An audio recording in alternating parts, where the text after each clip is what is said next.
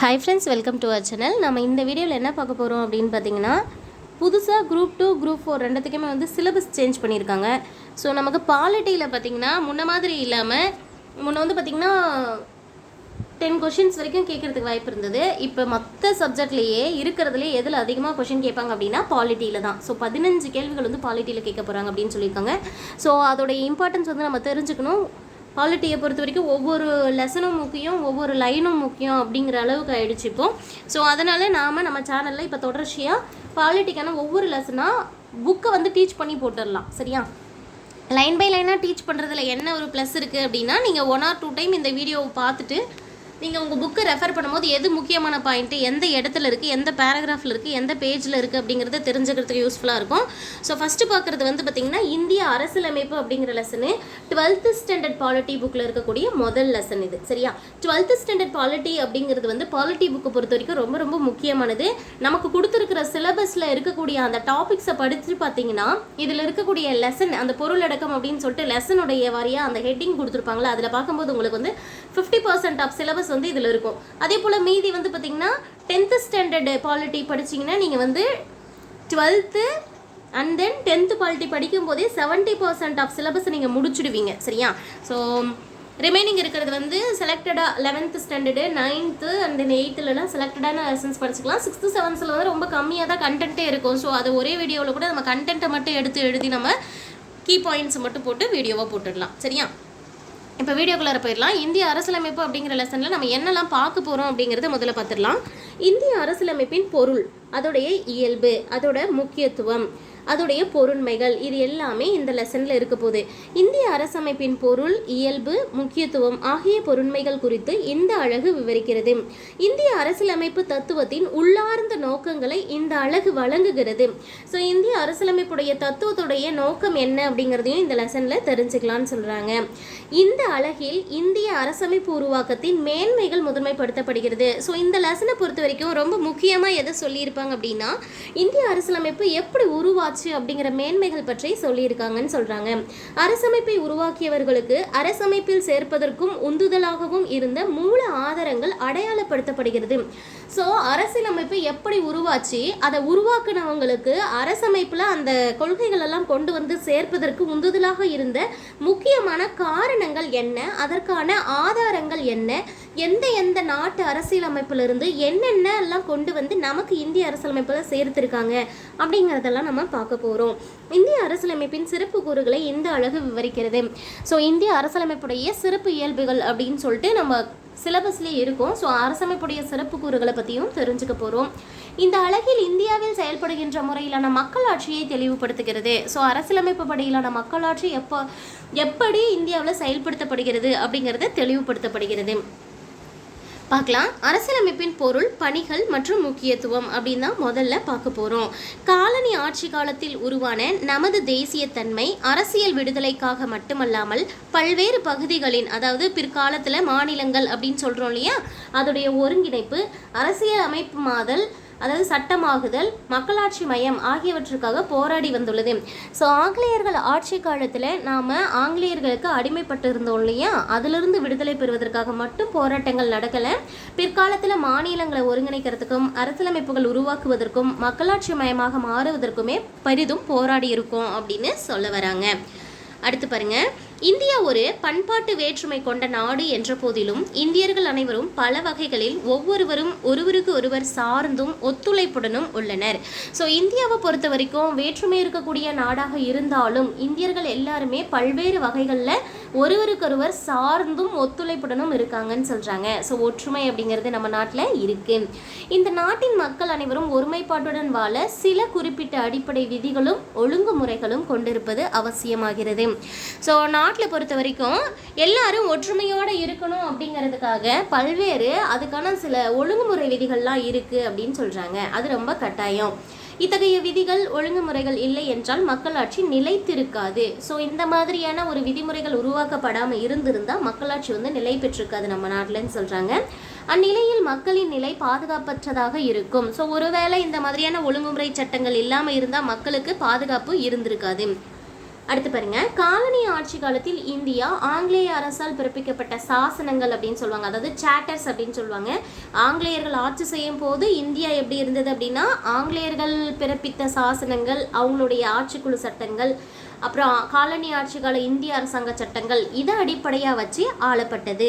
புதிதாக எழுச்சி பெற்ற இந்தியாவுக்கு, அதாவது விடுதலைக்கு பிறகோ அல்லது விடுதலைக்கு முன்பு இயக்கங்கள் உருவாகும் போதோ, இயக்கங்களும் அதன் தலைவர்களும் ஒரு வரையறுக்கப்பட்ட எழுதப்பட்ட புதிய அரசியலமைப்பின் அடிப்படையில் புதிய இந்தியா உருவாக்கப்பட வேண்டும் என்று விரும்பினர். அதாவது மக்கள் எழுச்சி வரும்போது, அவர்களுடைய எண்ணங்கள் விரிவுபடும் போது அவங்க என்ன நினைக்கிறாங்க அப்படின்னா, மற்ற நாடுகள் போல நம்ம நாடுலையும் வரையறுக்கப்பட்ட அரசியலமைப்பு அடிப்படையில் தான் இந்தியா உருவாகணும் அப்படின்னு விருப்பப்படுறாங்க. மைய இந்தியா, அதாவது மத்திய இந்தியா, சரியா, மத்திய சட்டமன்றம் அரசமைப்பு நிர்ணய சபையாக மாற்றப்பட்டது. ஸோ முதல்லலாம் பார்த்தீங்கன்னா மத்திய அரசமைப்பில் சட்டமன்றத்தை பேஸ் பண்ணி இருந்தது. அந்த மத்திய சட்டமன்றமே நமது அரசியலமைப்பு நிர்ணய சபையாக மாற்றப்படுது. இதை கூட கேட்கலாம், அரசியலமைப்பு நிர்ணய சபையாக எது மாற்றப்படுது அப்படின்னா மத்திய சட்டமன்றம். மாநிலங்களின் ஒன்றியமாக பல பிரிவுகளுக்கும் ஒருமைப்பாட்டினையும் ஒருங்கிணைப்பையும் வழங்கும் கூட்டாட்சியை உருவாக்கக்கூடிய வகையில் நமக்கு என்ன பண்ணுறாங்க அப்படின்னா, புதிய அரசமைப்பை முன்மொழிய வேண்டியிருக்கு அப்படின்னு சொல்கிறாங்க, சரியா. அதாவது ஃபஸ்ட்டு அரசியலமைப்பு நிர்ணய சபை உருவாக்கப்படுது. எது அரசியலமைப்பு நிர்ணய சபையாக மாற்றப்படுது அப்படின்னா, மைய அரசியலமைப்பில் இருக்கக்கூடிய அந்த சட்டமன்றமே அரசியலமைப்பு நிர்ணய சபையாக மாற்றப்படுது. மாநிலங்களை ஒன்றிணைக்கக்கூடிய பல பிரிவுகளையும் ஒருமைப்பாட்டையும் ஒருங்கிணைப்பதற்காக கூட்டாட்சியை உருவாக்கக்கூடிய வகையில், கூட்டாட்சியை உருவாக்கும் வகையில் புதிய ஒரு அரசமைப்பு முன்மொழிய வேண்டி இருந்தது அப்படின்னு சொல்கிறாங்க, சரியா. அடுத்து என்ன கொடுத்துருக்காங்க அப்படின்னா, சிந்திப்பதற்காக சில கொடுத்துருக்காங்க. இதையுமே நம்ம படிச்சிடணும். அரசமைப்பு நாட்டின் அடிப்படை சட்டம் என்று அழைக்கப்படுகிறது. இதை கூட கொஸ்டினாக கேட்கலாம். நாட்டின் அடிப்படை சட்டம் என்று அழைக்கப்படுவது எது அப்படின்னு கேட்டாங்கன்னா அரசமைப்பு. இந்த கருத்து குறித்து 2 அல்லது 3 மாணவர்கள் சிந்தித்து தங்களது சக மாணவர் இணை மாணவருடன் பகிரும்படி மாணவர்கள் கேட்டுக்கொள்ளப்படுகிறார்கள் கொடுத்துருக்காங்க. ஸோ இது நமக்கு அரசியலமைப்பு அப்படிங்கிறது என்னவா கொடுத்துருக்காங்க, அடிப்படை சட்டம், நாட்டோட அடிப்படை சட்டம் அரசமைப்புன்னு கொடுத்துட்டாங்க. இதை பற்றி ஒரு விவாதம் வகுப்பறையில் செய்யணும்னு சொல்லியிருக்காங்க. ஸோ இந்த பேராகிராஃபை பொறுத்த வரைக்கும் நம்ம எடுத்துக்க வேண்டிய ஒரே ஒரு விஷயம், அரசமைப்பு அப்படிங்கிறது நாட்டின் அடிப்படை சட்டம் என்று அழைக்கப்படுகிறது. எது நாட்டின் அடிப்படை சட்டம் என்று அழைக்கப்படுகிறது? அரசமைப்பு நாட்டின் அடிப்படை சட்டம் என்று அழைக்கப்படுகிறது. அடுத்து பாருங்க, ஒரு அரசமைப்பின் மிக முக்கிய செயல்பாடு என்பது அந்த அரசின் குடிமக்கள் அனைவரையும் ஒருங்கிணைக்கக்கூடிய அடிப்படை விதிகளை வழங்குவது. அதாவது அரசமைப்பு அப்படின்னா, அந்த அரசமைப்புக்கு முக்கியமான வேலை என்ன அப்படின்னா, அதாவது அந்த அரசின் கீழே இருக்கக்கூடிய மக்கள் இருக்காங்க இல்லையா, அவங்கள எல்லாரையும் ஒற்றுமையாக ஒருங்கிணைக்கக்கூடிய அடிப்படை விதிகளை வழங்கணும். மேலவங்க கீழவங்க, இவங்க முக்கியமானவங்க, இவங்க முக்கியம் இல்லாதவங்க அப்படின்னு யாரையும் பாகுபடுத்தாமல் எல்லாரையுமே ஒருங்கிணைக்கக்கூடிய வகையில் தான் அந்த விதிமுறைகள் இருக்கணும். ஒரு அரசு அமைக்கப்பட்டு அது ஆட்சி செய்வதற்கு தேவையான விதிகளை கொண்டதே அரசமைப்பு ஆகும். ஸோ அரசமைப்பு அப்படிங்கிறதுக்கு என்ன வரையறை கொடுக்குறாங்க அப்படின்னா, ஏதாவது ஒரு அரசு அமைக்கப்படுது அப்படின்னா அது ஆட்சி செய்வதற்கு சில விதிமுறைகளை கொண்டது தான் அரசமைப்பு. ஒரு அரசின் பல்வேறு பாகங்களுக்கு தேவையான ஒதுக்கீடுகளை அரசமைப்பு வரையறுக்கிறது.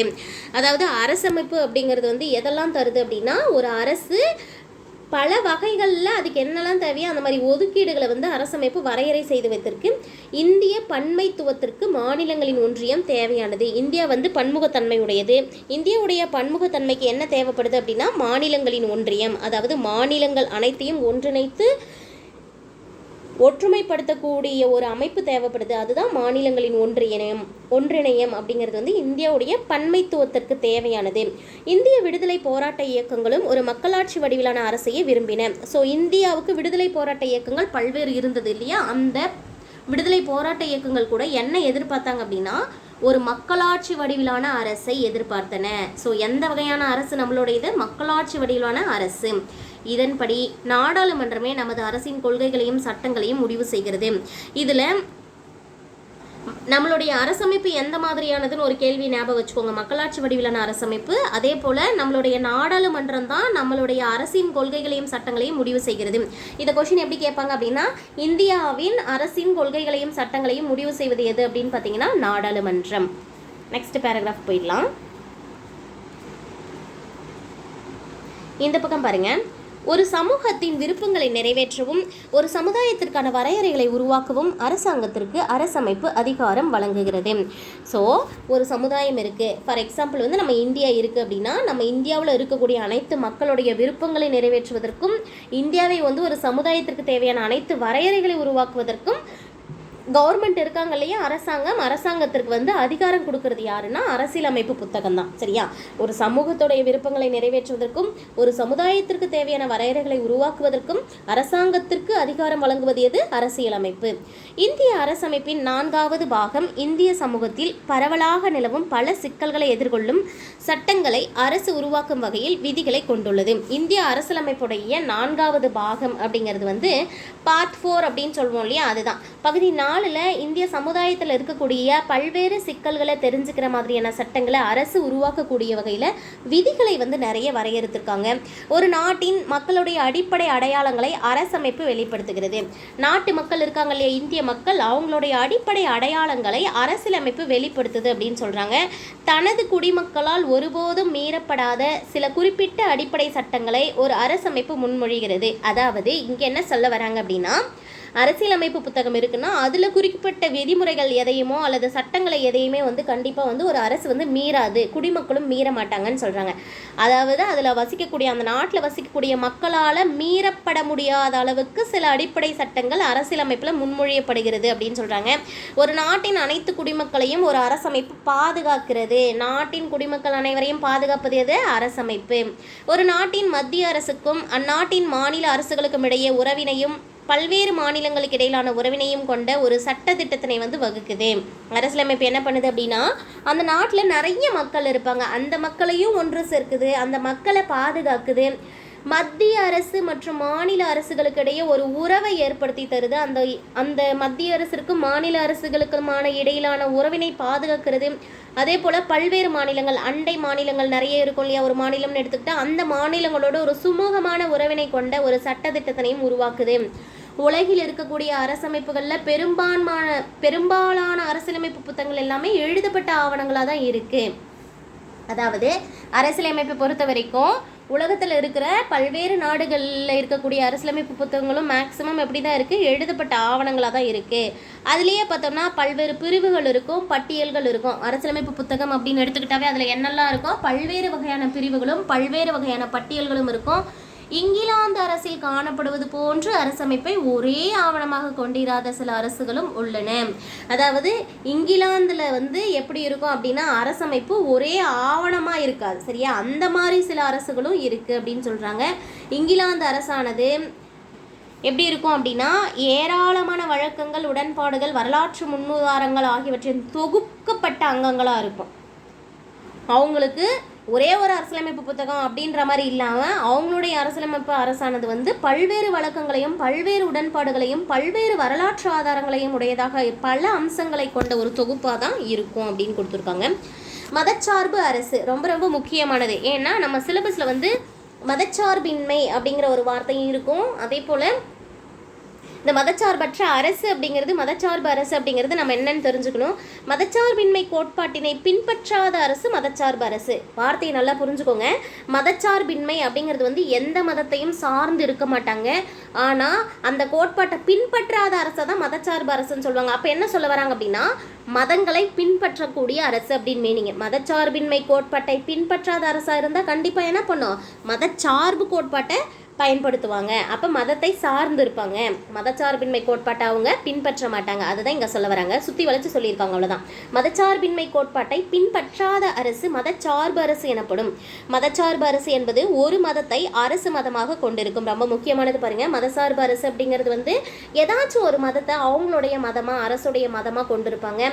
அந்த அரசுடைய உயர் பதவிகள் எல்லாமே அந்த அரசு எந்த மதத்தை சார்ந்ததோ அந்த மதத்தை பின்பற்றவங்களுக்கு மட்டுமே ஒதுக்கி தருவாங்க. மதச்சார்பு அரசுக்கு உதாரணம் கொடுத்துருக்காங்க பாருங்க, பாகிஸ்தான் வாட்டிகன் அப்படிங்கிற நகரம். ஸோ ரொம்ப முக்கியமானது. மதச்சார்பு அரசு அப்படின்னா என்னன்னு தெரியணும். குறிப்பிட்ட மதத்தை சார்ந்து இருக்கக்கூடிய அரசு மதச்சார்பு அரசு. அவங்க மதச்சார்பின்மை கோட்பாட்டை பின்பற்ற மாட்டாங்க. அதே போல் அவங்க என்ன பண்ணுவாங்க அப்படின்னா அந்த அரசாங்கத்தில் இருக்கக்கூடிய மிக முக்கியமான உயர்ந்த பதவிகள் எல்லாமே அவங்களுடைய மதத்தை பின்பற்றவங்களுக்கு மட்டும்தான் தருவாங்க. இதுக்கு பெஸ்ட் எக்ஸாம்பிள் வந்து கொடுத்துருக்காங்க பாருங்கள், பாகிஸ்தான் மற்றும் வாட்டிகன். கேட்பாங்க மதசார்பு அரசுக்கு எடுத்துக்காட்டு எதுன்னு கொடுத்துட்டு ஆப்ஷனில் வந்து கண்டிப்பாக கொடுக்கலாம். பாகிஸ்தான் வாட்டிகன், பாகிஸ்தான் இந்தியா, பாகிஸ்தான் இங்கிலாந்து அப்படின்னு கேட்டாங்கன்னா நம்ம என்ன பண்ணுவோம்? பாகிஸ்தான் வாட்டிகன் இருக்கக்கூடியதை சூஸ் பண்ணணும். அடுத்து போகலாம். உருவாக்கம், அதாவது அரசியலமைப்பு எப்படி உருவாக்கப்படுது அப்படின்றத கொடுத்துருக்காங்க. ஒரு அரசமைப்பு எவ்வாறு நடைமுறைக்கு வந்தது, அதை யார் உருவாக்கியது, அதன் அதிகார அமைப்புகள் என்ன என்பன போன்ற தகவல்கள் அரசமைப்பு உருவாக்கம் என்ற பெயரால் குறிக்கப்படுகிறது. ஸோ அரசமைப்பை உருவாக்குறது அப்படிங்கிறது வந்து ஒரு அரசியலமைப்பு எப்படி நடைமுறைக்கு வருது, அதை யார் உருவாக்குறாங்க, அதோட அதிகார வரம்புகள் என்ன இருக்குது, அதிகார அமைப்புகள் என்னென்ன, அந்த அரசமைப்பில் உயர்ந்த அதிகாரத்திலிருந்து கடைசியில் வரக்கூடிய அதிகார மையம் வரைக்கும் எது எது இருக்குது அப்படிங்கிற தகவல்கள் எல்லாமே சேர்ந்தது தான் அரசியலமைப்பு உருவாக்கம் அப்படின்னு சொல்கிறாங்க. உதாரணமாக அமெரிக்க நாட்டை எடுத்துக்கிறாங்க. அமெரிக்க அரசமைப்பு அங்கு தேசிய இயக்கம் வெற்றியடைந்ததை தொடர்ந்து உருவாக்கப்பட்டது. ஸோ இந்தியா விடுதலை ஆனதுக்கப்புறம் எப்படி இந்திய அரசியலமைப்பு புத்தகம் உருவாக்கப்பட்டதோ அந்த மாதிரி அமெரிக்க அரசமைப்பு எப்போது உருவாக்கப்பட்டதுன்னா தேசிய இயக்கம் வெற்றியடைந்த பிறகு உருவாக்கப்பட்டது. இந்திய அரசமைப்பு மக்கள் பிரதிநிதிகளை கொண்ட அரசியல் நிர்ணய சபையால் உருவாக்கப்பட்ட சட்டப்பூர்வமான அரசமைப்பு. ரொம்ப ரொம்ப முக்கியமானது. இந்திய அரசியலமைப்பு எப்படிப்பட்டது? இந்திய அரசியலமைப்பு மக்கள் பிரதிநிதிகளை கொண்ட அரசியல் நிர்ணய சபையால் உருவாக்கப்பட்டது தான் அரசியலமைப்பு. அந்த அரசமைப்பு புத்தகம் வந்து உருவாக்கப்பட்ட அந்த அரசியல் நிர்ணய சபை யாரை கொண்டது அப்படின்னா மக்களுடைய பிரதிநிதிகளை கொண்ட அமைப்பு அரசியல் நிர்ணய சபை. அப்படிப்பட்ட அரசியல் நிர்ணய சபையால் உருவாக்கப்பட்டது அரசமைப்பு.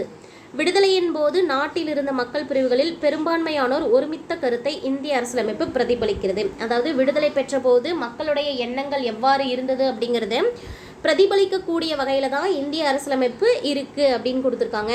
அரசமைப்பை பொது வாக்கெடுப்புக்கு விட்டு அங்கீகாரம் பெறும் நிகழ்வுகளும் சில நாடுகளில் உள்ளன. அதாவது நம்ம அரசியலமைப்பு வந்து வாக்கெடுப்பின் மூலமாக நடத்தப்படலை, ஆனால் அரசமைப்பு அப்படிங்கிறது வந்து பொது வாக்கெடுப்புக்கு விட்டு அங்கீகாரம் பெறக்கூடிய சில நாடுகளும் இருக்குது அப்படின்னு சொல்கிறாங்க. அந்த பொது வாக்கெடுப்பு அப்படின்னா என்ன அப்படின்னு எக்ஸ்பிளைன் பண்ணியிருக்காங்க பாருங்க. சட்டமன்றங்களில் மக்கள் பிரதிநிதிகளால் விவாதிக்கப்பட்டு நிறைவேற்றப்படுவதற்கு மாறாக, அதாவது சட்டமன்றத்தில் மக்கள் பிரதிநிதினா யாருன்னா இப்போ 10 லட்சம் பேர் இருக்காங்க அப்படின்னா 10 லட்சம் பேருக்கு ஒரு பிரதிநிதி அப்படிங்கிற வகையில் தான் விடுதலை இப்போ வந்து சூஸ் பண்ணி இருந்திருப்பாங்க அந்த மக்கள் பிரதிநிதியை. இப்போ வந்து எம்எல்ஏ எம்பி அப்படின்லாம் சொல்கிறோம் இல்லையா, அந்த மாதிரி அந்த மக்கள் பிரதிநிதிகள், மக்களால் தேர்ந்தெடுக்கப்பட்ட மக்களை தான் மக்கள் பிரதிநிதிகள் அப்படின்னு சொல்கிறாங்க. நாம் வந்து இப்போது நம்ம சட்டமன்றத்துலேயோ அல்லது நாடாளுமன்றத்துலேயோ ஏதாவது ஒரு சட்டம் நிறைவேற்றப்படணும்னா எம்எல்ஏ எம்பி இந்த மாதிரி அவங்க வந்து அந்த தீர்மானத்தை வந்து நிறைவேற்றத்துக்கு ஒப்புதல் தராங்க இல்லையா, அந்த மாதிரி வாக்கெடுப்பு நடத்துகிறாங்கல்ல, அந்த மாதிரி பொது வாக்கெடுப்பு அப்படிங்கிறது சட்டமன்றத்தில் வாக்கெடுப்பு நடத்தாமல் மக்கள் அனைவரையும் கூட்டமாக நிறுத்த வச்சு அந்த வாக்கெடுப்பு வந்து அவங்க மூலமாக யார் மெஜாரிட்டியாக இருக்காங்க, அந்த வாக்கெடுப்புக்கு வந்து முக்கியத்துவம் யார் தராங்க, அதிகமானவங்க எதுக்கு சப்போர்ட் பண்ணுறாங்களோ அதை வந்து நிறைவேற்றுவாங்க. அந்த மாதிரி தான் அது பொது வாக்கெடுப்பு கொடுத்துருக்காங்க பாருங்கள். சட்டமன்றங்களில் எப்படி இருப்பாங்க அப்படின்னா மக்கள் பிரதிநிதிகளால் விவாதம் செய்யப்பட்டு நிறைவேற்றப்படுவதற்கு மாற்றாக ஒன்று அல்லது பல கேள்விகளுடைய தொகுப்பு வாக்காளர்கள் ஒப்புதல் பெற்ற நேரடி வாக்கு நடத்தப்படுகிறது. பொது வாக்கெடுப்பு அது நேரடியாக மக்களை நிறுத்த வச்சு அவங்க கிட்ட வந்து ஒப்புதல் கேட்கறது தான் நேரடி வாக்கெடுப்பு, அதுதான் பொது வாக்கெடுப்புன்னு சொல்கிறாங்க. பொது வாக்கெடுப்பு முறை ஒரு சட்டப்பூர்வ ஏற்பாடாகவும் தனிநபருக்கும் பொதுமக்களுக்கும் அளிக்கும் அங்கீகாரமாகவும் ஒப்புதலாகவும் பார்க்கப்படுகிறது. ஸோ இதுலேயும் ஒரு ப்ளஸ் என்ன இருக்குது அப்படின்னா நம்மளால் தேர்ந்தெடுக்கப்பட்ட பிரதிநிதிகள் நம்மளுடைய மனநிலையை புரிஞ்சு நமக்கு தகுந்த மாதிரி நம்ம மனசில் இருக்கிறத வெளிப்படுத்துவாங்களான்னு தெரியாது. ஆனால் இந்த பொது வாக்கெடுப்பு முறை அப்படிங்கிறது வந்து சட்டப்பூர்வமாக ஏற்பாடாகவும் நல்லதாக தான் இருக்கும், தனிநபருக்கும் மதிப்பு கொடுக்க மாதிரி இருக்கும், பொதுமக்களுக்கும் அங்கீகாரம் கொடுக்குற மாதிரி இருக்கும், அதுக்கான ஒரு ஒப்புதல் அப்படின்னு சொல்லி தான் இதை பார்க்குறாங்கன்னு கொடுத்துருக்காங்க. இந்திய அரசியலமைப்பு திருத்தங்கள் பற்றி கொடுத்துருக்காங்க பாருங்க. இந்திய அரசியலமைப்பு திருத்தங்களில் ஒன்றிற்கு கூட இதுவரை பொது வாக்கெடுப்பு விடப்பட்டதில்லை. ஸோ இந்தியாவில் இது வரைக்கும் பொது வாக்கெடுப்பு நடத்தப்பட்டிருக்கான்னு ஒரு கேள்வி வந்துச்சுன்னா இல்லை. இது ரொம்ப ரொம்ப ரொம்ப முக்கியமான கேள்வி. இந்தியாவில் இதுவரை பொது வாக்கெடுப்பு விடப்படவில்லை. சரியா, விடப்பட்டதே கிடையாது. இந்திய மக்களாட்சி முறையில் இது ஒரு பின்னடைவு தான் அப்படின்னு சொல்கிறாங்க. இந்த பொருத்தப்பாட்டை அறிய சுவிட்சர்லாந்து நாட்டில் பொது வாக்கெடுப்பு முறையை அருந்துக்கிறது பயனாக இருக்கும்னு சொல்கிறாங்க. அதாவது இங்கே இந்த பேராகிராஃபை பொறுத்த வரைக்கும் நாம் தெரிஞ்சுக்க வேண்டிய விஷயம், இந்தியாவில் இது வரைக்கும் பொது வாக்கெடுப்பு நடத்தப்படலை, அது ஒரு விஷயம். பொது வாக்கெடுப்பு நடத்தக்கூடிய இப்போயும் ஒரு நாடு இருக்குது, அது எது அப்படின்னா சுவிட்சர்லாந்து. ஒரு அரசமைப்பு இருக்குது அப்படின்னா அதோடைய அம்சங்கள் என்ன இருக்கும் அப்படின்னு பாருங்கள். ஒரு சிறந்த அரசமைப்பு அப்படிங்கிறது சமூகத்துடைய அனைத்து பிரிவுகளின் எதிர்பார்ப்புகளுக்கும் இடமளிப்பதாக இருக்க வேண்டும். ஸோ சமுதாயத்தில் மேல் பிரிவிலிருந்து கீழ்பிரிவு வரைக்கும் இருக்கக்கூடிய அனைத்து பிரிவு மக்களுடைய எதிர்பார்ப்புகளையும் இடமளிப்பதாக இருக்கக்கூடியதே ஒரு சிறந்த அரசமைப்பு அப்படின்னு சொல்கிறாங்க. ஸோ சாதி மதம் மொழி இந்த அடிப்படையில் எந்த பாகுபாடும் இருக்கக்கூடாது அப்படிங்கிறது முக்கியமாக இருக்கும். பாகுபாடு கொண்ட அரசமைப்பாக இருந்தால் நாட்டோடைய அனைவராலும் ஏற்கப்படாமல் போகலாம். அதாவது பாகுபாடுகள் காட்டக்கூடிய அரசமைப்பாக இருந்தால் நாட்டு மக்கள் என்ன பண்ண மாட்டாங்க, அதை ஏற்றுக்கொள்ள மாட்டார்கள். அரசமைப்பின் அடிப்படை சட்ட விதிகளை அதன் தன்மையை வெளிப்படுத்துகின்றன. அரசமைப்பு புத்தகத்தில் இருக்கக்கூடிய அந்த அடிப்படை சட்ட விதிகள் தான் என்ன பண்ணுது, அதோடைய தன்மையை வெளிப்படுத்துதுன்னு சொல்கிறாங்க. தன் குடிமக்கள் அனைவருக்கும் சுதந்திரத்தையும் சமத்துவத்தையும் பாதுகாக்கும் என்ற அரசமைப்பு வெற்றிகரமானது. எந்த அரசமைப்பை நாம் ஒரு வெற்றி பெற்ற அரசமைப்புன்னு சொல்வோம் அப்படின்னா, தன்னுடைய குடிமக்கள் அனைவரையுமே சுதந்திரமாகவும் சமத்துவத்தோடையும் பாதுகாக்கக்கூடிய அரசமைப்பு தான் வெற்றி பெற்ற அரசமைப்பு. அடுத்து பாருங்கள், இந்தியாவில் மதச்சார்பின்மை. இந்தியா வந்து ஒரு மதச்சார்பற்ற நாடு இல்லையா, அதை பற்றி பார்க்க போகிறோம். இந்திய அரசமைப்பின் 42வது சட்ட திருத்தம் அரசமைப்பின் முகப்புரையில் கூறப்பட்ட இறையாண்மை கொண்ட குடியரசு அப்படிங்கிறத கொஞ்சம் மாற்றப்படுது. சரியா, 42வது சட்ட திருத்தத்தின் மூலமாக முகப்புரை மாற்றம் செய்யப்படுகிறது, திருத்தம் செய்யப்படுகிறது. இதை பேஸ் பண்ணி ஒரு கொஷின் கேட்பாங்க. 42வது சட்ட திருத்தம் கொண்டு வரப்பட்ட ஆண்டு எது அப்படின்னு பார்த்தீங்கன்னா 1976 42வது சட்ட திருத்தம். 42வது சட்ட திருத்தம் குட்டி அரசியலமைப்பு என்றே அழைக்கப்படுகிறது. முகப்புரை இதுவரை ஒரே ஒரு முறை திருத்தப்பட்டுள்ளது. முகப்புரை திருத்தப்பட்ட அரசியலமைப்பு சட்ட திருத்தம் 42வது சட்ட திருத்தம். சரியா, அந்த முகப்புரையில் என்ன திருத்தம் கொண்டு வராங்க அப்படின்னா, இந்தியாவை இறையாண்மை கொண்ட குடியரசு அப்படின்னு சொல்லும் நாட்டை இன்னும் கொஞ்சம் சேர்த்து என்ன சொல்கிறாங்க அப்படின்னா 3 வார்த்தைகள் முகப்புரையில் சேர்க்கப்படுது. இந்த இறையாண்மை குடியரசு அப்படிங்கிற 2 வார்த்தைகளுக்கும் இடையே இந்த 3 வார்த்தைகளையும் சமதர்மம் மதச்சார்பற்ற மக்களாட்சி அப்படின்னு சொல்லக்கூடிய 3 வார்த்தைகளையும் சேர்த்து இந்தியாவை எப்படி மென்ஷன் பண்ணி காட்டுறாங்க முகப்புரையில், இறையாண்மை சமதர்மம் மதச்சார்பற்ற மக்களாட்சி குடியரசு. இது ரொம்ப ரொம்ப முக்கியமான கேள்வி. முகப்புரை எப்போது திருத்தப்பட்டது? ஒரே ஒரு முறை 1976 42வது சட்ட திருத்தத்தில் திருத்தப்பட்டது. என்ன திருத்தம் மேற்கொள்ளப்பட்டதுன்னு பார்த்தீங்கன்னா, இறையாண்மை குடியரசு அப்படிங்கிற வார்த்தையை எடுத்துட்டு எக்ஸ்ட்ராவாக சேர்த்து 3 வார்த்தைகள் சேர்க்கப்படுது. இறையாண்மையோடு மதச்சார்பின்மை இறையாண்மை சமதர்மம் மதச்சார்பின்மை மக்களாட்சி குடியரசு அப்படின்னு சொல்லி 5 வார்த்தைகளாக அது நீட்டிக்கப்படுது. இதில் இந்த ஆர்டர் கேட்பாங்க. ஒவ்வொரு டைமும் இந்த கொஷின் வந்து நிறைய டைம் ரிப்பீட் ஆகிருக்கு. இறையாண்மை சமதர்மம் மதச்சார்பற்ற மக்களாட்சி குடியரசு, இந்த ஆர்டரில் தான் இருக்கணும். இறையாண்மை சொல்லிட்டு மதச்சார்பற்ற சொல்லக்கூடாது, மதச்சார்பற்ற சொல்லிட்டு குடியரசு சொல்லக்கூடாது. இறையாண்மை சமதர்மம் மதச்சார்பற்ற மக்களாட்சி குடியரசு இப்படி தான் சொல்லணும் அப்படின்னு சொல்லிட்டு இதை வந்து நாட்டுடைய ஒற்றுமை அப்படிங்கிற வார்த்தையும் நாட்டில் ஒற்றுமை மற்றும் ஒருமைப்பாடு அப்படின்ற மாதிரி மாற்றப்படுது. ஞாபகம் வச்சுக்கோங்க. 42வது சட்ட திருத்தத்தில் முகப்புரையில் ஒரு மாற்றம் கொண்டு வராங்க. என்னென்ன? இறையாண்மை சமதர்மம் மதச்சார்பற்ற மக்களாட்சி குடியரசு அப்படின்னு சொல்லி மாற்றுறாங்க. நாட்டின் ஒற்றுமை அப்படிங்கிற வார்த்தைக்கு பதிலாக அதை ஒரு சொற்றொடராக மாற்றுறாங்க. என்னென்னா நாட்டின் ஒற்றுமை மற்றும் ஒருமைப்பாடு அப்படின்னு சொல்லி மாற்றுறாங்க. இது எல்லாமே யாருடைய ஆட்சி காலத்தில் மாற்றப்படுது அப்படின்னா, முன்னாள் பிரதமர் இந்திரா காந்தி அம்மையார் அவர்களுடைய காலத்தில் 1976 தேசிய அவசர நிலை காலம் இருந்தது. அப்போ இந்த 42வது திருத்த சட்டம் கொண்டு வரப்பட்டது. ஞாபகம் வச்சுக்கோங்க, ரொம்ப ரொம்ப முக்கியமானது. இந்த பேராகிராஃபில் இருக்கிற எல்லாமே ரொம்ப முக்கியமானதாக இருக்குது பாருங்கள். மறுபடியும் ஒரு டைம் பாருங்கள். இந்திய அரசியலமைப்பின் 42வது திருத்த சட்டம் அரசமைப்பின் முகப்புரையில் கூறப்பட்டுள்ள இறையாண்மை கொண்ட குடியரசு அப்படிங்கிறத இறையாண்மை சமதர்மம் மதச்சார்பற்ற மக்களாட்சி குடியரசு என்றும், நாட்டின் ஒற்றுமை என்ற சொற்றொடரை நாட்டின் ஒற்றுமை மற்றும் ஒருமைப்பாடு என்றும், முன்னாள் பிரதமர் இந்திரா காந்தி 1976 தேசிய அவசர நிலை காலத்தில் இந்த 42வது திருத்தத்தை கொண்டு வந்தாங்க அப்படின்னு கொடுத்துருக்காங்க. அடுத்தது, ஒரு தனிநபர் அல்லது ஒற்றை நிறுவனத்திடம் அனைத்து அதிகாரங்களும் குவிக்கப்பட்டால் தவறாக பயன்படுத்த வழி ஏற்படும் அப்படிங்கிறதுனால தான் ஒரு சிறந்த அரசியலமைப்பில் அதிகாரங்கள் தனிநபர்கிட்டையும் கிடையாது, ஒற்றை நிறுவனத்துக்கிட்டையும் கிடையாது அப்படின்னு சொல்கிறாங்க. சரியா, அரசியலமைப்பில் அதிகாரங்கள் அனைத்தும் ஒருவர் கையில் கிடையாது. அந்த மாதிரி ஒருவர் கையிலேயே அனைத்து அதிகாரம் இருந்தால் கண்டிப்பாக அதை வந்து தவறாக பயன்படுத்துவாங்க, மக்களை அதிகாரம் செய்வாங்க. அப்படிங்கிறதுனால அரசியலமைப்பில் அதிகாரங்கள் தனிநபர்கிட்டையும் கிடையாது, ஒற்றை நிறுவனத்துக்கிட்டையும் குவிக்கப்படலை.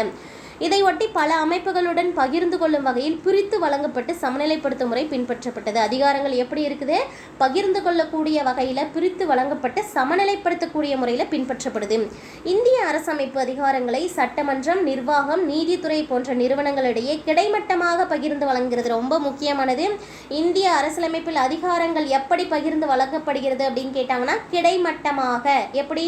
சட்டமன்றம், நிர்வாகம், நீதித்துறை அப்படின்னு சொல்லிட்டு கிடைமட்டமாக பகிர்ந்து வழங்குறாங்க. சொல்கிறாங்க. இந்திய அரசமைப்பு அதிக இறுக்கமான தன்மையை கொண்டது கிடையாது, அதிக நெகிழ்வுத்தன்மையும் கொண்டது கிடையாது. இதை பேஸ் பண்ணி பின்னாடி ஒரு கொஷின் இருக்கும், ஞாபகம் வச்சுக்கோங்க. கூற்று காரணத்தில் அதிக நெகிழ்வுத்தன்மை கொண்டது கிடையாது, ஆனால் அங்கே அதிக நெகிழ்வுத்தன்மைன்னு கொடுத்துருப்பாங்க. ஸோ அந்த கொஷின் படிக்கும்போது நான் உங்களுக்கு ரிமைண்ட் பண்ணுறேன்.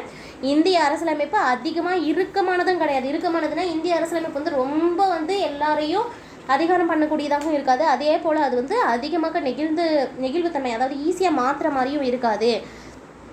அதற்கு மாறாக அடிப்படை அமைப்பு மற்றும் அதில் மேற்கொள்ளப்பட்ட திருத்தங்கள் மூலம் வெளிப்படுத்தப்படுகிறது. சிறப்பாக எழுதி வடிவமைக்கப்பட்ட ஒரு அரசியலமைப்பு அப்படிங்கிறது அதோடைய உட்கருவை தக்க வைத்து கொண்டு மாறும் சூழல்களுக்கு ஏற்ப மாற்றிக்கொள்ளத்தக்கது. அதாவது ஒரு சிறந்த அரசியலமைப்பு அப்படிங்கிறது வந்து கால சூழ்நிலைகளுக்கு ஏற்ற மாதிரி தேவையான மாற்றங்கள் கொண்டு வரவும் வேணும்.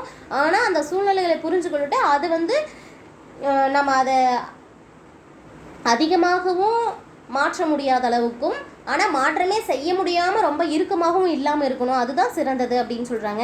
நமது அரசியலமைப்பு அந்த மாதிரி தான். நெருக்கடி மிக்க தருணங்களில் கூட செயல்படுறத அரசமைப்பு உருவாக்கிய மேதைகள் வந்து உறுதி செய்திருக்காங்க. அரசியலமைப்பு நெருக்கடி சூழலில் கூட சரியான முறையில் செயல்படுறத அரசியலமைப்பு உருவாக்கினவங்க வந்து ஏற்படுத்தி கொடுத்துருக்காங்கன்னு சொல்கிறாங்க. அடுத்தது பாருங்கள், அரசமைப்பின் தயாரிப்பு பணிகள். அரசமைப்பு நிர்ணய சபை உறுப்பினர்கள் அரசமைப்பை எழுதினர், அதாவது அரசியலமைப்பை எப்படி தயார் பண்ணாங்க அப்படிங்கிறத நம்ம பார்ப்போம் அப்படின்னு பார்த்துருந்தோம் இல்லையா. அந்த தயாரிப்பு பணிகள் எப்படி இருந்தது அப்படின்னா, யார் அரசியலமைப்பை எழுதினாங்க அப்படிங்கிற ஒரு கொஷின் இருக்கும். அரசியலமைப்பு நிர்ணய சபை உறுப்பினர்கள் ரொம்ப முக்கியமானது. அரசமைப்பு நிர்ணய சபை எப்போது உருவாக்கப்பட்டதுன்னு ஒரு கேள்வி கேட்பாங்க. 1946 ஞாபகம் வச்சுக்கோங்க. அரசமைப்பு நிர்ணய சபை உறுப்பினர்கள் தான் அரசமைப்பு புத்தகத்தை எழுதுறாங்க. அந்த அரசமைப்பு நிர்ணய சபையுடைய முதல் கூட்டம் எப்போது நடைபெற்றதுன்னு அடிக்கடி கேட்கக்கூடிய ரிப்பீட்டடான கேள்வி. டிசம்பர் 9, 1946. அரசியலமைப்பு நிர்ணய சபை எப்போது கூட்டப்பட்டது? முதல் கூட்டம் டிசம்பர் 9, 1946. அடுத்து பாருங்க, பாகிஸ்தான் பிரிவினைக்கு பின்னர் மீதமுள்ள இந்தியாவுக்கான அரசியலமைப்பு நிர்ணய சபை ஆகஸ்ட் 14, 1947 மீண்டும் கூடியது. ஸோ இந்தியா பாகிஸ்தான் அப்படின்னு பிரிஞ்ச பிறகு மறுபடியும் அரசியலமைப்பு நிர்ணய சபையில் கொஞ்சம் மக்கள் குறைஞ்சிருவாங்க இல்லையா.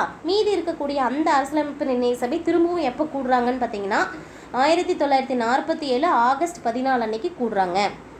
அன்றைய மாகாண சட்டமன்றங்களின் உறுப்பினர்களே அரசியலமைப்பு நிர்ணய சபை உறுப்பினராக மறைமுக வாக்கெடுப்பின் மூலம் தேர்ந்தெடுக்கப்பட்டனர். ஞாபகம் வச்சுக்கோங்க, அரசியலமைப்பு நிர்ணய சபை உறுப்பினர்கள் எவ்வாறு தேர்ந்தெடுக்கப்பட்டனர்? மறைமுக வாக்கெடுப்பின் மூலமாக அரசமைப்பு நிர்ணய சபை உறுப்பினர்கள் தேர்ந்தெடுக்கப்பட்டனர்.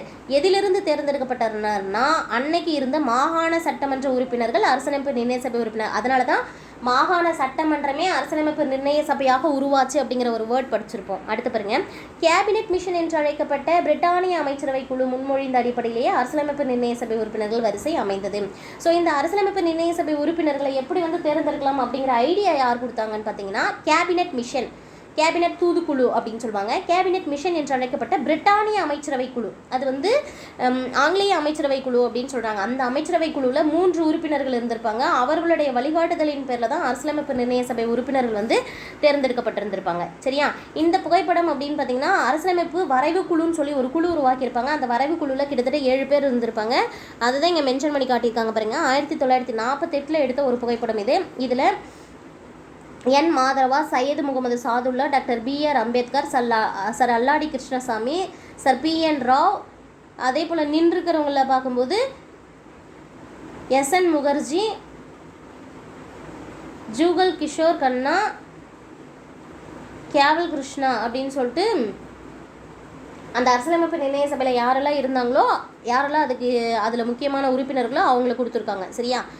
அன்றைய மாகாணங்கள் சுதேச அரசுகள் அல்லது அரசுகளின் குழுக்களில் இருந்து அதன் மக்கள் தொகைக்கு ஏற்றபடி 10 லட்சத்திற்கு ஒருவர் என்ற விகிதத்தில் உறுப்பினர்கள் ஒதுக்கீடு செய்யப்பட்டனர். ஸோ அந்த அரசியலமைப்பு நிர்ணய சபை உறுப்பினர்கள் எவ்வாறு தேர்ந்தெடுக்கப்பட்டனர் அப்படின்னு பார்த்தீங்கன்னா, அன்னைக்கு இருந்த மாகாணங்களில் மற்றும் சுதேச அரசுகளில் அதே போல் அரசு குழுக்களில் இருந்து அதோடைய மக்கள் தொகைக்கு ஏற்ற மாதிரி 10 லட்சம் இருக்கக்கூடிய இடமா இருந்தால் அதில் ஒருத்தவங்க, 20 லட்சம் மக்கள் இருக்கக்கூடிய இடமா இருந்தால் அதில் 2 பேர், 30 லட்சம் மக்களாக இருந்தால் 3 பேர், அப்படி அந்த இடத்துல இருக்கக்கூடிய மக்கள் தொகைக்கு ஏற்ப 10 லட்சம் மக்களுக்கு ஒருத்தர் அப்படிங்கிற வீதத்தில் தான் உறுப்பினர்களை ஒதுக்கீடு செஞ்சு தேர்ந்தெடுத்து கொண்டு வந்திருப்பாங்க. இதன்படி மாகாணங்கள்லேருந்து எத்தனை பேரை தேர்ந்தெடுத்துக்கிட்டாங்க அப்படின்னா 292 பேர். இது வந்து ரொம்ப முக்கியமானது. அரசியலமைப்பு நிர்ணய சபைக்கு மாகாணங்களிலிருந்து தேர்வு செய்யப்பட்டவர்கள் எத்தனை பேர்? 292 பேர். அடுத்தது பாருங்கள், சுதேச அரசுகளிலிருந்து தேர்ந்தெடுக்கப்பட்டவர்கள் 93 பேர். சரியா, இதுவும் முக்கியமானது. ஒவ்வொரு மாகாணத்திற்கும் இந்து, முஸ்லீம், சீக்கியர் ஆகிய சமுதாயங்களின் மக்கள் தொகை விகிதத்திற்கு ஏற்ப இடம் ஒதுக்கீடு செய்யப்பட்டது. ஸோ எல்லா மாகாணத்திலையுமே ஒரே சமுதாயத்தை சேர்ந்தவங்க தேர்ந்தெடுத்தாங்களா அப்படின்னா கண்டிப்பாக கிடையாது. இந்துக்கள் அதிகமாக இருக்கிற இடத்துல 10 லட்சம் இந்துக்களுக்கு ஒரு இந்துன்னு எடுத்திருப்பாங்க. முஸ்லீம்கள் 10 லட்சம் பேர் இருந்தால் முஸ்லீம்கள் 10 லட்சம் பேருக்கு ஒருத்தவங்கன்னு எடுத்திருப்பாங்க. அந்த மாதிரி மக்கள் தொகைக்கு ஏற்ப சமுதாயத்தில் வந்து அந்த மக்கள் தொகை விகிதத்துக்கு ஏற்ப தான் இடத்தை ஒதுக்கி கொடுத்தாங்க. இந்த உறுப்பினர்கள் எல்லாருமே அந்தந்த மாகாணத்திற்கு மாற்றத்தக்க வாக்கு ஒதுக்கப்பட்ட எண்ணிக்கையின்படி ஒற்றை மாற்று வாக்கு அடிப்படையில் விகிதாச்சார பிரதிநிதித்துவ முறையில் தேர்ந்தெடுக்கப்பட்டனர். ரொம்ப ரொம்ப முக்கியமானது. இந்த உறுப்பினர்கள் எல்லாருமே இந்த ஒற்றை மாற்று வாக்கு அடிப்படையில் ரொம்ப முக்கியமானது. ஒற்றை மாற்று வாக்கு அடிப்படை விகிதாச்சார பிரதிநிதித்துவ முறையில் தேர்ந்தெடுக்கப்பட்டனர். சுதேச அரசுகள் என்ன பண்ணியிருப்பாங்க அப்படின்னா தங்களோட பகுதிகளிலிருந்து உறுப்பினர்களை அவங்களே மக்கள் தொகை விருப்பத்திற்கேற்ப அவங்களா தேர்வு செய்து அனுப்புவாங்க. சரியா, சுதேச அரசுகள் மாகாணங்களாக இருந்தால் 10 லட்சம் பேருக்கு ஒருத்தவங்க அப்படின்னு மறைமுக வாக்கு ஒற்றை மாற்றுக்கு அடிப்படை விகிதாச்சார பிரதிநிதித்துவ முறை அப்படின்னு சொல்கிறோம். ஆனால் சுதேச அரசர்கள் வந்து அரசர்கள் பார்த்து மக்கள் தொகை விகிதத்துக்கு ஏற்ப அவங்களா ஒரு உறுப்பினர்களை தேர்வு செய்து அனுப்பிச்சிருப்பாங்க.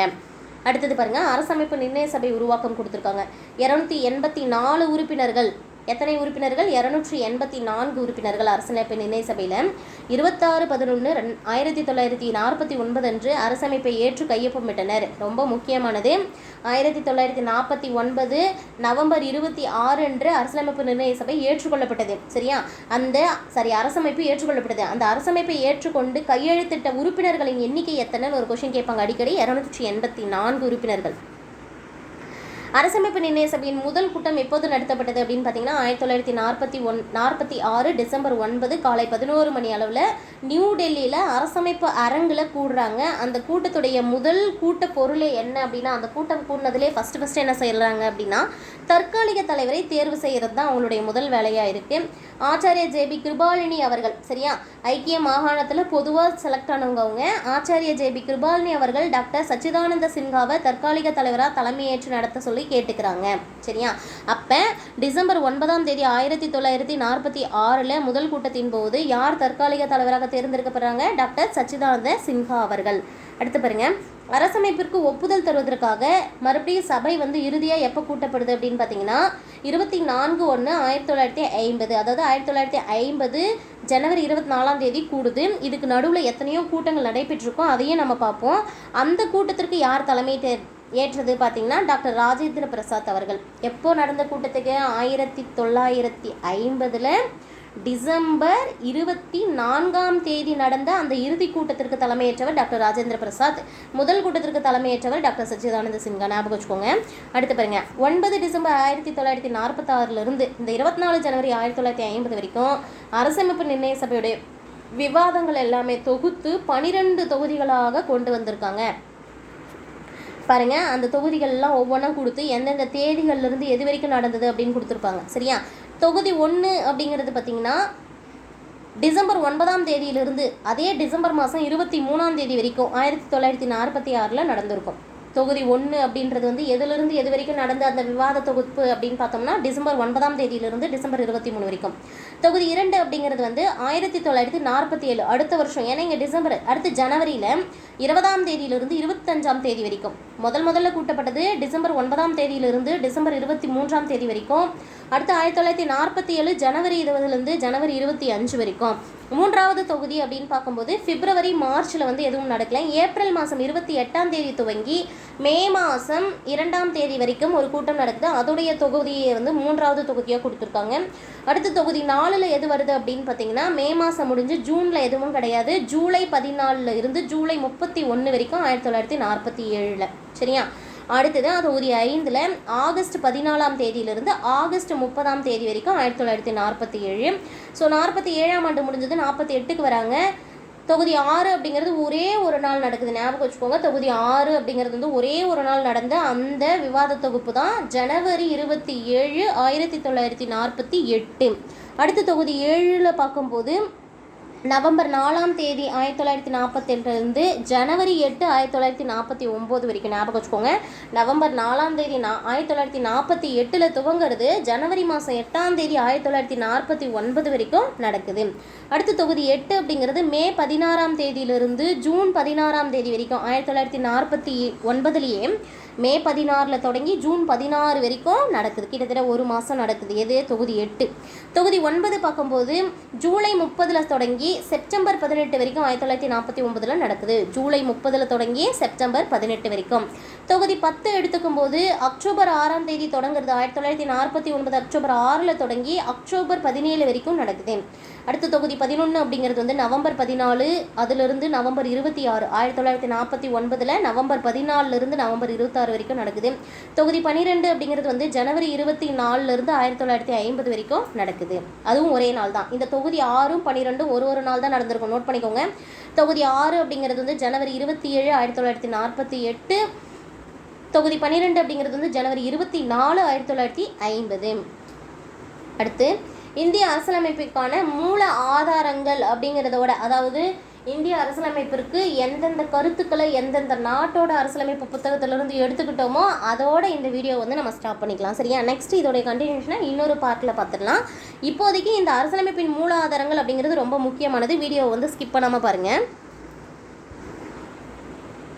ஸோ இந்திய அரசியலமைப்பின் மூல ஆதாரங்கள் அப்படின்னு எடுத்துக்கும் போது இந்திய அரசாங்க சட்டம் 1935 ஒன்று நம்ம பார்த்துருப்போம். சரியா? இந்திய அரசியலமைப்பு அப்படின்னு எடுத்துக்கும் போது இதோடைய மெயினாக மேஜராக எதுலேருந்து எடுத்திருப்பாங்க அப்படின்னா இந்திய அரசாங்க சட்டம் 1935 இந்திய அரசியலமைப்பில் என்னென்ன எடுத்திருக்காங்க அப்படிங்கிறத கண்டிப்பாக கொஷின்ஸில் கேட்பாங்க. கூட்டாட்சி அப்படிங்கிறது எதுலேருந்து எடுத்தோம்? இந்திய அரசமைப்பு சட்டம் 1935. ஆளுநருடைய பதவி எதிலிருந்து எடுத்தோம்? இந்திய அரசாங்க சட்டம் 1935. கூட்டாட்சி விதிகள், ஆளுநரின் பதவி ரெண்டுமே எதிலிருந்து எடுக்கப்பட்டிருக்கு? இந்திய அரசாங்க சட்டம் 1935. அடுத்து பாருங்க, நீதித்துறை, பொது தேர்வாணையங்கள், அதாவது நீதித்துறை கோர்ட் இருக்கு இல்லையா, அதுவும் எங்கேருந்து எடுத்தோம் அப்படின்னா இந்திய அரசாங்க சட்டம் 1935. தேர்வாணையங்கள், மத்திய தேர்வாணையம், மாநில தேர்வாணையம் எல்லாம் இருக்கு இல்லையா, அதுவும் எதிலிருந்து எடுத்தோம் அப்படின்னா இந்திய அரசாங்க சட்டம்.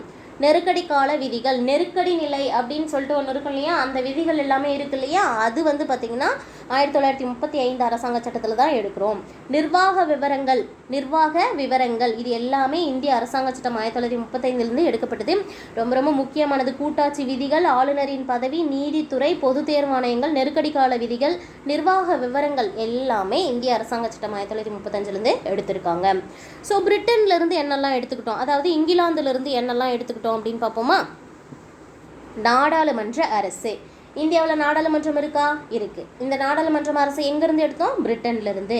ஒற்றை குடியுரிமை, இந்தியாவுக்கு ஒற்றை குடியுரிமையா இரட்டை குடியுரிமையா? ஒற்றை குடியுரிமை. அந்த ஒற்றை குடியுரிமை எதிலிருந்து எடுத்தோம்? பிரிட்டன்லேருந்து.